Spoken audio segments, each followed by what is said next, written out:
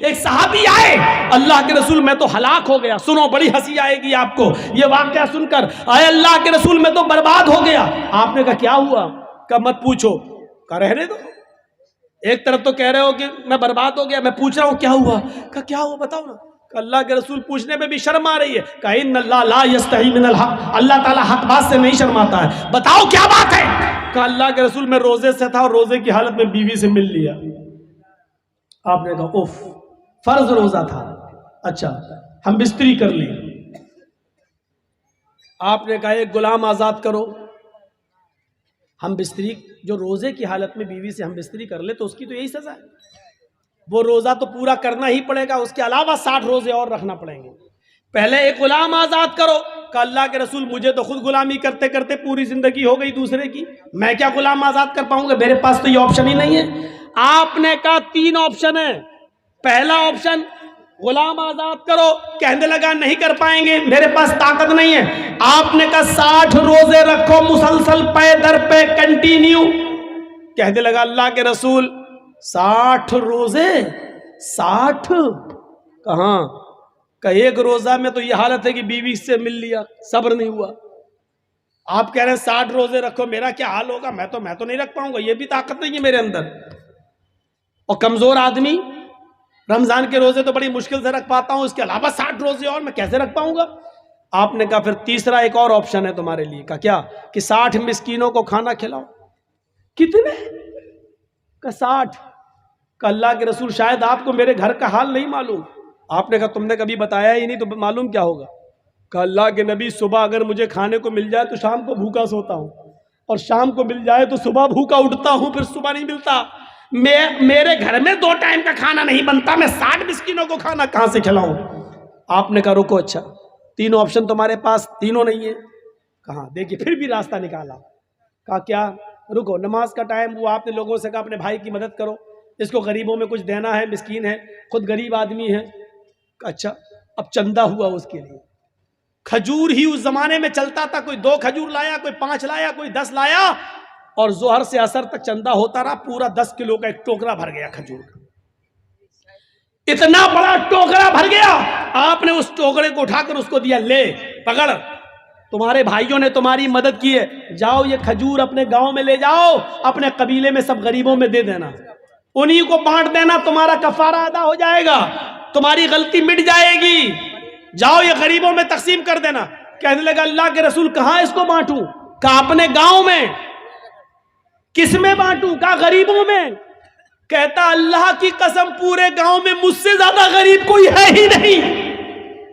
یہ دیکھیے اے اللہ کے رسول، پورا گاؤں آپ دیکھ لیجئے، میرا پورا قبیلہ، میرے پورے گاؤں پورے قبیلے میں مجھ سے زیادہ غریب کوئی ہے ہی نہیں. یہ سن کر اللہ کے رسول کی بھی ہنسی نکل گئی. کیا کہہ رہے ہو؟ پورے گاؤں میں تم سے زیادہ غریب کوئی نہیں؟ کہ نہیں. تو جاؤ تم خود ہی لے جاؤ، خود کھا لینا، اپنی بیوی اور بچوں کو کھلا دینا، تمہارا کفارہ ادا ہو جائے گا. یہ آسانی. جرم بھی کیا، آپشن بھی نہیں ہے تینوں میں سے کوئی ایک، چندہ بھی ہوا اس کے لیے، اور اللہ کے رسول نے کہا جاؤ غریبوں میں بانٹ دینا، تو کہتا مجھ سے زیادہ غریب کوئی ہے ہی نہیں. تو آپ نے کہا تم ہی کھا لینا، جاؤ اور اپنی بیوی بچوں کو کھلا دو، کفارہ ادا ہو جائے گا. یہ لیجئے، یہ آسانی ہے، آسانی. اس سے زیادہ سہولت اور کہاں ملے گی؟ اس لیے انسانیت سیکھو. انسانیت کا سب سے بڑا علم بردار کوئی مذہب ہے تو اسلام ہے. آپ بتائیے یہ تعلیم کہاں ملے گی؟ وَلَا تَسُبُّوا الَّذِينَ يَدْعُونَ مِن دُونِ اللَّهِ فَيَسُبُّوا اللَّهَ عَدْوًا بِغَيْرِ عِلْمٍ. یہ کہاں ملے گی تمہیں تعلیم؟ دنیا کے کسی مذہب کو اٹھا کر دکھا لو. آج بہت لوگ چلاتے رہتے ہیں ہم یہ ہم وہ، اور آج بنے بیٹھے ہیں لوگ، کرسی سنبھالے بیٹھے ہیں، لیکن یہ دکھائیں اللہ کیا کہہ رہا ہے؟ لا تسبوا الذین یدعون من دون اللہ. جو لوگ اللہ کے علاوہ غیر اللہ کی عبادت کرتے ہیں، مدد کے لیے غیروں کے پاس جاتے ہیں، غیروں کی عبادت کرتے ہیں، تم ان کے بزرگوں کو برا مت کہو، ان کے معبودوں کو برا مت کہو. لا تسبوا الذین یدعون من دون اللہ. جو اللہ کے علاوہ غیروں کی عبادت کرتے ہیں تم ان کے بزرگوں کو گالی مت دو. کیا کہا؟ ان کو گالی مت دو. کیوں؟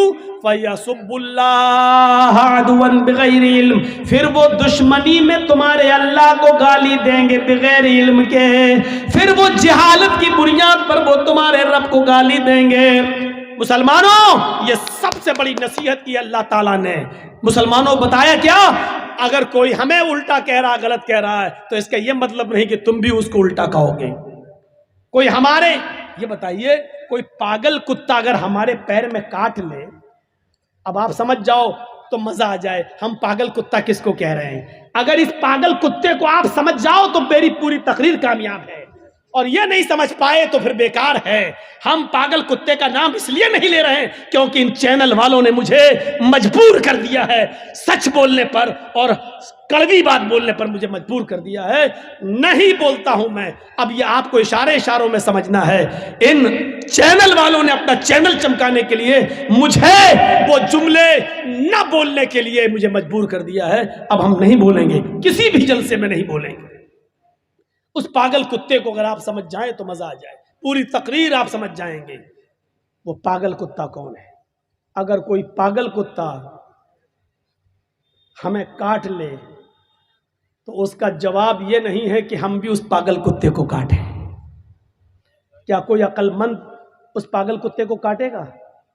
اچھا یہ بتائیے کہ ایک پاگل کتے نے ہمیں کاٹ لیا، اب ہم اس کو کاٹنے جا رہے ہیں تو لوگ ہم کو کیا کہیں گے؟ یہ بھی پاگل ہے۔ کتے نے کاٹا، پاگل سا تو بھی اس کو کاٹ رہا۔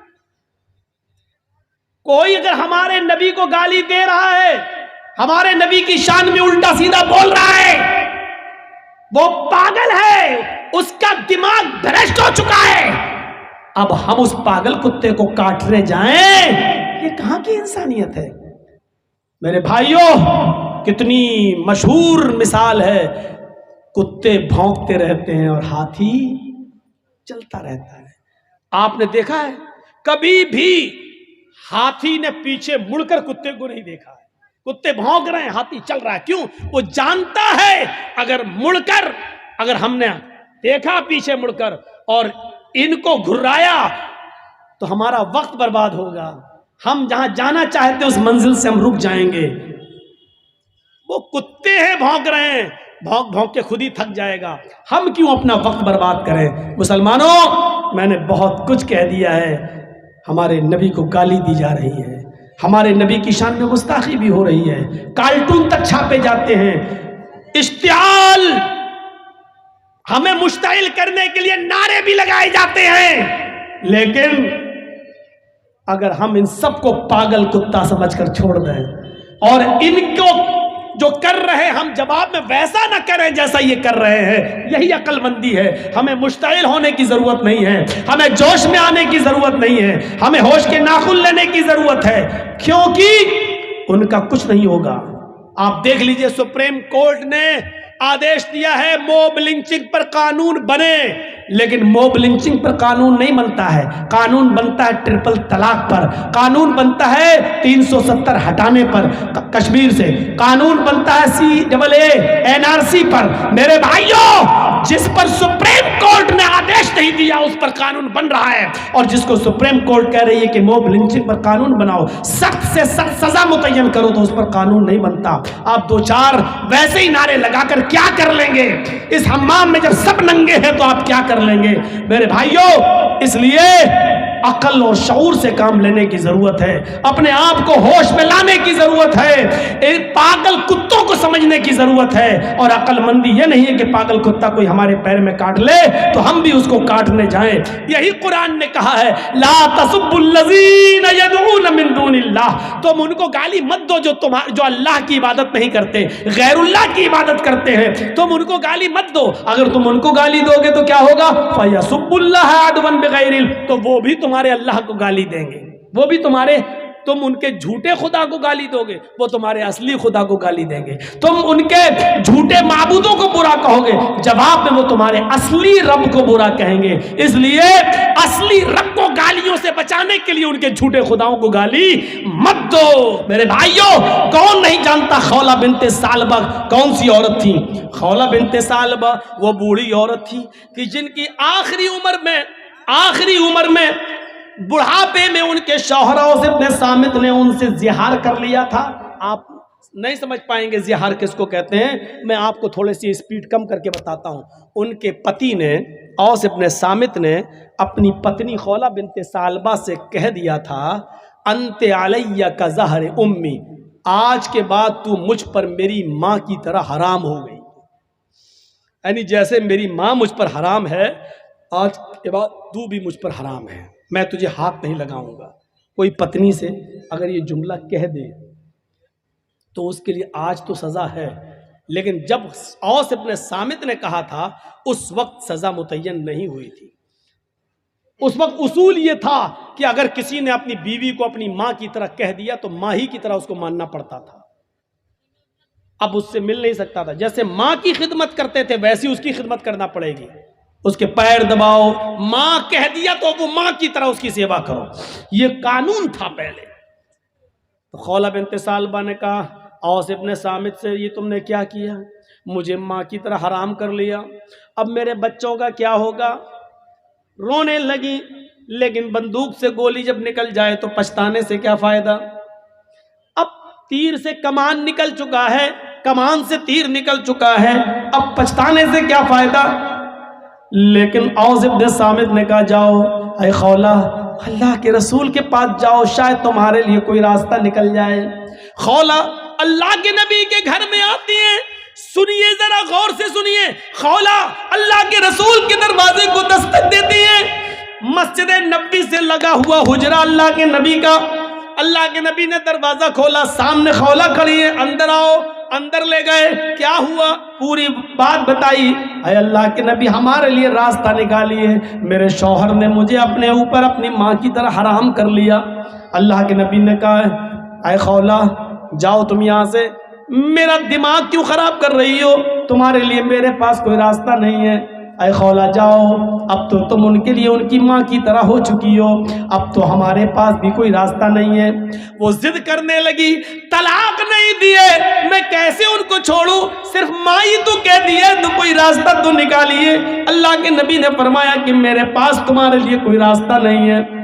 حدیث کے الفاظ تو یہ ہیں کہ اللہ کے نبی نے ان کو اٹھایا اور فرمایا خولہ تم کیوں ہم سے ضد کر رہی ہو، جب میں تمہارے لیے کوئی قانون نہیں بدل سکتا پھر مجھ سے ضد کرنا بیکار ہے، چلو یہ دروازہ کھلا ہے میں کھول دیتا ہوں، تم جاؤ، آج کے بعد تم اپنی ماں اپنے شوہر کے لیے ماہی کی طرح حرام ہو چکی ہو۔ اللہ کے رسول نے خولہ بنت ثعلبہ کے لیے دروازہ بند کر دیا، جاؤ، نہیں کوئی راستہ نہیں ہے، اور ان کو باہر کر کے دروازہ بند کر دیا۔ خولہ باہر نکلی، لیکن سامنے مسجد نبوی کی چوکھٹ دیکھتی ہے، گھستی ہے اور مسجد نبوی کے دروازے پر پیر رکھتی ہیں تو اللہ کے رسول کا دروازہ دیکھتی ہیں، نبی کی چوکھٹ دیکھتی ہیں، ایک طرف مسجد کو دیکھتی ہیں، ایک طرف نبی کی چوکھٹ کو دیکھتی ہیں، چہرے پہ مسکراہٹ آتی ہے خولہ بنت ثعلبہ کے، اور کیا کہتی ہے، اے محمد صلی اللہ علیہ وسلم، کہو زور سے صلی اللہ علیہ وسلم، اے محمد صلی اللہ علیہ وسلم، آپ کی چوکھٹ بند ہو گئی تو کیا ہوا، آپ کا دروازہ بند ہو گیا تو کیا ہوا، رب کا دروازہ تو کھلا ہے، رب کی چوکھٹ تو کھلی ہے۔ مسجد کے اندر جاتی ہے، کنویں سے پانی کھینچتی ہے، وضو بناتی ہے اور اسی مسجد نبوی میں 2 رکعت نماز پڑھتی ہے، اور 2 رکعت نماز پڑھنے کے بعد اس عورت نے خولہ بنت ثعلبہ نے اپنے ہاتھ بلند کر لیے اور کہا اے اللہ نبی کا دروازہ بند ہے لیکن تیرا دروازہ تو بند نہیں ہے، الہ العالمین میرے شوہر نے مجھ سے زہار کر لیا ہے، اپنی ماں کی طرح حرام کر لیا ہے، بچوں کو پیار تو میں دے سکتی ہوں لیکن کھلانے پلانے کی ذمہ داری تو میرے شوہر کی ہے، اے اللہ میرے لیے اور میرے ہسبینڈ کے درمیان کوئی راستہ نکال، میرے اور میرے پتی کے درمیان کوئی راستہ نکال، تیرے نبی کی چوکھٹ بند، تیرے نبی کا دروازہ بند، تیرے نبی نے راستے بند کر دیے، تیرا دروازہ کھلا ہے، میں تیری چوکھٹ پر سر رکھتی ہوں، پیشانی رکھتی ہوں، ماتھا رکھتی ہوں، اے اللہ میری فریاد سن لے۔ آسمان سے اللہ نے جبرائیل کو بھیجا، قرآن گواہ ہے، قد سمع اللہ قول التی تجادلک فی زوجہا وتشتکی الی اللہ، اللہ نے اس عورت کی فریاد سن لی جو آپ سے بحث کر رہی تھی، جو آپ سے تکرار کر رہی تھی اپنے شوہر کے بارے میں، اور مسجد کے کونے میں بیٹھ کر وہ تشتکی اللہ، اللہ سے گڑ گڑا رہی ہے، اللہ سے رو رہی ہے۔ آئے بزرگوں کی چوکھٹوں کو چومنے والوں، آئے مزاروں کی مٹیوں کو چاٹنے والوں، یہ محمد رسول اللہ کا دروازہ جب بند ہوتا ہے تب رب کا دروازہ کھلتا ہے۔ یہ رب کا دروازہ ہے، اللہ کے رسول کا دروازہ زندگی میں بند تھا تو اس عورت نے کیا کہا؟ اے اللہ، محمد کی چوکھٹ بند ہو گئی تو کیا ہوا؟ تیری چوکھٹ تو کھلی ہے، تیرا دروازہ تو کھلا ہے۔ جب سارے دروازے بند ہو جاتے ہیں تب اللہ کا دروازہ کھلتا ہے۔ میرے پیارے ساتھیوں، وہ عورت آئی، اللہ نے اس کی دعا سنی اور محمد رسول اللہ کے پاس پیغام بھیجا۔ جبرائیل آئے، کہا جاؤ اس عورت کو بلاؤ جو مسجد میں اللہ سے فریاد کر رہی ہے۔ اللہ نے اس کی دعا سن لی ہے اور قانون بدل دیا ہے۔ آج کے بعد اگر کوئی شخص اپنی بیوی کو اپنی ماں کی طرح حرام کہے گا تو اس کے لیے سزا متعین کر دی، لیکن راستہ نکال دیا۔ وہ ایک غلام آزاد کرے گا، ایک غلام آزاد کرے اور پھر بیوی بنا لے۔ جس کو ماں کہہ دیا، بہت سے لوگ کہہ دیتے نا چل بھاگ، آج کے بعد تو میری اماں، چل نہیں جائیں گے، جو بول دیتے ہیں نا، یہ معمولی جملہ نہیں ہے، بہت خطرناک جملہ ہے۔ اللہ کے رسول کے لیے اللہ نے راستہ بنایا، اس عورت کے لیے کیا کہا؟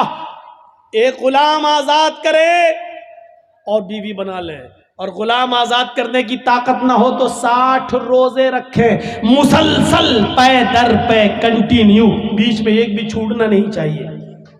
بخار آ جائے، بیماری ہو جائے یا کوئی مجبوری ہو تو الگ بات ہے، لیکن بنا کسی بیماری کے اور بنا کسی مجبوری کے ایک بھی روزہ اگر بیچ میں چھوڑ دیا تو سب بیکار۔ مثلا 60 روزے رکھنا، 55 رکھ لیے، چلو 1-2 دن آرام کر لیتے، 5 ہی تو رہ گئے بعد میں پورے، جہاں ایک چھوڑا 55 بیکار، پھر ایک سے رکھو۔ شہرین متتابعین، کنٹینیو، لگاتار آپ کو روزے رکھنا ہے 2 مہینے تک، 60 روزے مسلسل۔ شہرین متتابعین، 60 نہیں 59 بھی ہو سکتے ہیں، اگر 2 مہینے 29 کے چاند ہو جائیں تو 58 بھی ہو سکتے ہیں، ایک چاند 29 کا ہو جائے، ایک چاند 30 کا ہو جائے تو 59 بھی ہو سکتے ہیں، دونوں چاند 30 کے ہو جائیں تو 60 بھی ہو سکتے ہیں۔